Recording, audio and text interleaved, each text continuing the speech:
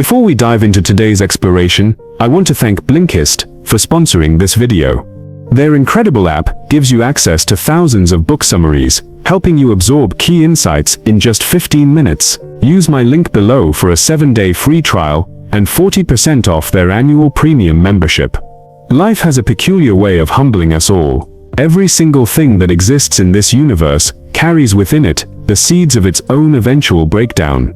Yet somehow, I've come to believe that being shattered isn't our downfall, it's actually our beginning. When we're children, if we're fortunate enough to experience those early years without major upheaval, we develop this beautiful but naive assumption that life operates like a well-organized room. Everything has its place, nothing gets disturbed, and tomorrow will look remarkably similar to today. We live wrapped in this cocoon of innocence, believing that stability and perfection are the natural order of things. This blissful ignorance works wonderfully until reality comes knocking, and trust me, reality always comes knocking. When that first real catastrophe strikes, whether it crashes into our lives through our own choices, pure accident, or the deliberate cruelty of others, it doesn't just leave a mark, it fundamentally rewrites our internal operating system. The people who were supposed to protect us might be the very ones causing the damage. The world we thought was safe reveals itself to be unpredictable and sometimes merciless. Our natural response to these earth-shattering moments is completely understandable. We want them erased from existence.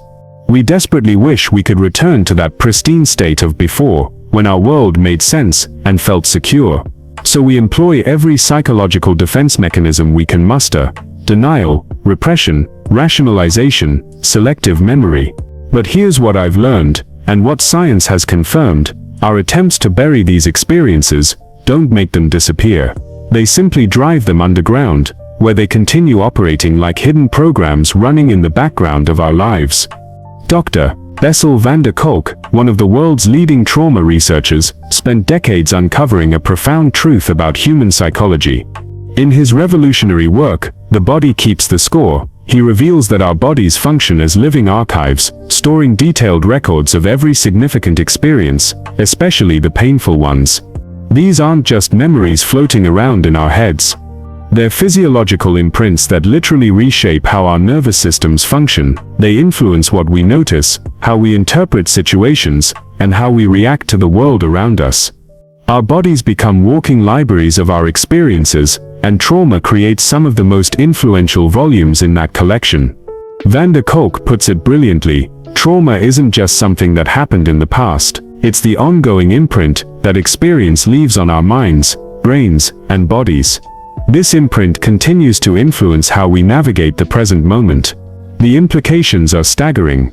Trauma doesn't just change what we think about, it actually alters our capacity to think clearly. It rewires our perception system, affecting everything from our ability to concentrate to our capacity for trust and connection. So what's the path forward?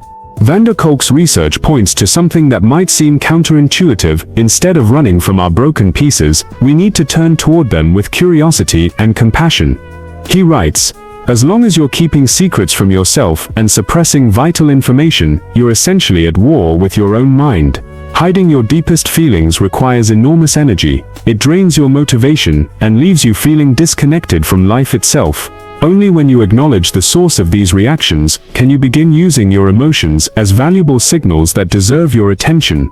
This requires tremendous courage, the willingness to know what you know, to see what you've experienced, and to honor the reality of your story." Now, this impulse to reject anything that represents pain or imperfection in our lives isn't just personal, it's deeply cultural, especially in Western society. We've built entire industries around the pursuit of perfection, the elimination of flaws, and the denial of aging and decay. In our culture, value is often measured by pristine condition. Success means showing no signs of struggle, healing means making the scars invisible. But what if this entire framework is fundamentally flawed? Let me take you on a journey to the other side of the world, where an ancient Japanese art form offers a radically different perspective on brokenness and repair. The art is called Kintsugi, which literally means golden joinery. When a piece of ceramic breaks, instead of throwing it away or trying to hide the damage, Kintsugi artists carefully collect every fragment and reassemble them using lacquer mixed with powdered gold, silver, or platinum. The legend goes that in the late 1500s, a Japanese military leader named Ashikaga Yoshimasa accidentally broke one of his most treasured tea bowls. He sent it to China for repair, and it came back held together with ugly metal staples, functional but brutish, as if the repair was ashamed of itself. Yoshimasa wasn't satisfied with this approach. He commissioned Japanese craftsmen to try again, but this time with beauty and intention. When the bowl returned, the cracks had been transformed into rivers of gold. The breaks weren't hidden, they were celebrated, illuminated, turned into the most beautiful feature of the piece. This wasn't just about fixing a bowl, this was the birth of a philosophy. Kintsugi emerges from a broader Japanese worldview called Wabi-Sabi, which finds profound beauty in imperfection, impermanence, and incompleteness. Instead of seeing these qualities as flaws to be corrected, Wabi-Sabi places them at the center of what makes life meaningful and beautiful. Here's the remarkable thing: practitioners of Kintsugi believe that the repaired piece becomes more valuable, more beautiful, and more desirable than the original unbroken vessel. The damage, when embraced and artfully integrated, becomes part of its unique character and story. But Kintsugi offers more than aesthetic philosophy. It often makes the ceramic piece structurally stronger. The gold lacquer reinforces the previously weak points, creating a vessel that's more resilient than before it broke. This mirrors what researcher Nassim Nicholas Taleb calls antifragility, the quality of systems that don't just bounce back from stress, but actually become stronger because of it. As Taleb explains, antifragility goes beyond resilience. The resilient resist shocks and stay the same. The antifragile get better. Kintsugi shows us this principle in action. It reveals the profound beauty that comes from accepting our damage rather than denying it. It demonstrates our capacity to endure and even transform our most difficult experiences into sources of strength and wisdom. Of course, translating this metaphor from ceramics to human psychology isn't simple. The wounds we carry may be more complex and severe than any individual can reasonably address alone. Sometimes, we can't see our own patterns clearly from the inside. Professional support isn't just helpful, it's often essential, and seeking it is itself an act of self-compassion. But the principle remains powerful. We all carry the potential for post-traumatic growth, for becoming not just recovered, but transformed. If we make it past those first innocent years of life, we will inevitably face experiences that crack us, stain us, maybe even shatter us completely. We'll be shaped by life's unpredictability, by our own mistakes, and by the actions of others. But we have a choice in how we respond to these inevitable breaks. We can try to sweep the pieces under the rug, pretending they don't exist, or we can gather them with patience and self-compassion, examining each fragment and understanding how it fits into the larger pattern of who we're becoming. We can choose to mend ourselves, not with shame or denial, but with acceptance and even reverence for what we've survived. This process of acknowledging and embracing our imperfections, our suffering, and our transience doesn't just improve the quality of our own lives. It enhances our ability to connect with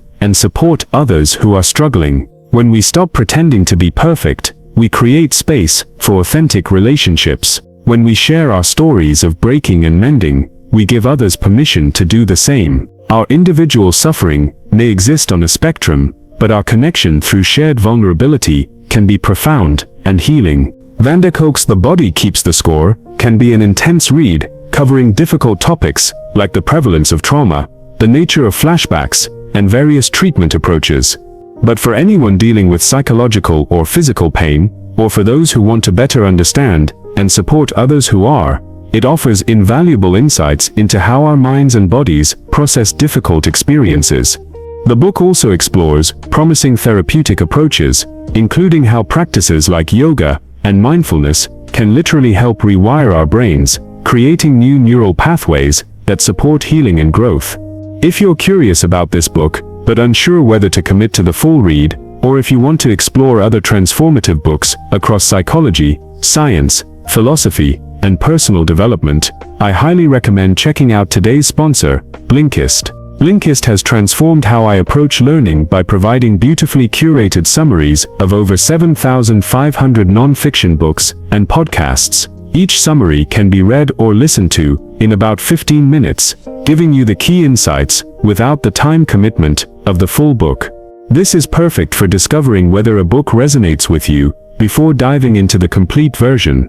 The platform offers expert-led recommendations and guides across virtually every topic imaginable, helping you discover new perspectives and ideas. According to Blinkist's internal research, over 80% of their users report replacing mindless scrolling with meaningful learning, leading to positive changes in their lives. The platform even includes a feature called Blinkist Spaces, where you can share discoveries and insights with friends and family, creating communities around growth and learning. Use my link in the description for a 7-day free trial and 40% off Blinkist's annual premium membership. As we wrap up today's exploration, I want to leave you with this thought: your breaks, your scars, your struggles, they're not evidence of your failure, they're proof of your resilience. They're the raw materials from which you can craft something uniquely beautiful. The gold that fills our cracks doesn't erase what happened to us, it honors it, transforms it, and allows it to become part of our strength, rather than our shame. Thank you for joining me on this journey today, and I'll see you in the next video.